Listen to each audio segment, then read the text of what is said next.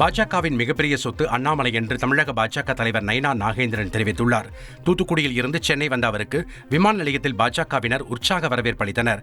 அப்போது செய்தியாளர்களிடம் பேசிய அவர், அதிமுக பொதுச் செயலாளர் எடப்பாடி பழனிசாமியை வற்புறுத்தி பாஜக கூட்டணியில் சேர்த்ததாக கூறப்படும் குற்றச்சாட்டுகளுக்கு மறுப்பு தெரிவித்தார். தமிழக பாஜக தலைவர் அண்ணாமலையை யாரும் வெளியேற்ற முடியாது என்றும் அவர் தெரிவித்தார். அண்ணாமலையை யாரும் வெளியேற்ற முடியாது. அண்ணாமலை பாரதிய ஜனதா கட்சியுடைய மிகப்பெரிய சொத்து. அவர் பாரதிய ஜனதா கட்சியை தமிழகத்திலிருந்து அண்ணாமலை அவர்களும் யாரும் வெளியேற்ற முடியாது. ஹரியானாவில் சபதம் எடுத்து 14 ஆண்டுகள் காலனி அணியாமல் இருந்த ராம்பால் காஷ்யப் என்பவரை பிரதமர் மோடி காலனி அணிய வைத்துள்ளார். கைத்தல் பகுதியைச் சேர்ந்த ராம்பால் காஷ்யப், மோடி பிரதமராகும் வரை காலனி அணிய மாட்டேன், அவரை சந்திக்கும் வரை வெறுங்காலுடன் நடப்பேன் என சபதம் எடுத்ததாக தெரிகிறது. இந்நிலையில் ஹரியானா சுற்றுப்பயணம் மேற்கொண்ட பிரதமர் மோடி தகவல் அறிந்து ராம்பால் காஷ்யப்பை சந்தித்துள்ளார். அப்போது, என்னோட பிசினஸுக்கு ஜிஎஸ்டி நோட்டீஸ் வந்திருக்கு பாரு. உடனே ஜிஎஸ்டி எக்ஸ்பர்ட் பேசு. உடனே எப்படி கிடைக்கும்? பாஸ்வாலா.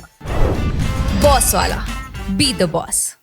ராம்பால் காஷ்யப்பிற்கு ஷூவை வழங்கி அவரது காலில் பிரதமர் மோடி அணிவித்தார்.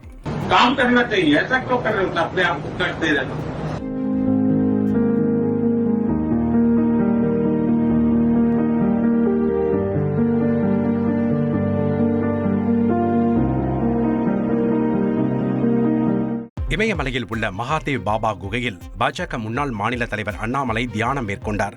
நடிகர் ரஜினிகாந்த் இமயமலைக்கு ஆன்மீக பயணம் மேற்கொள்ளும் போது பாபா குகையில் தியானம் செய்வதை வழக்கமாக கொண்டுள்ளார்.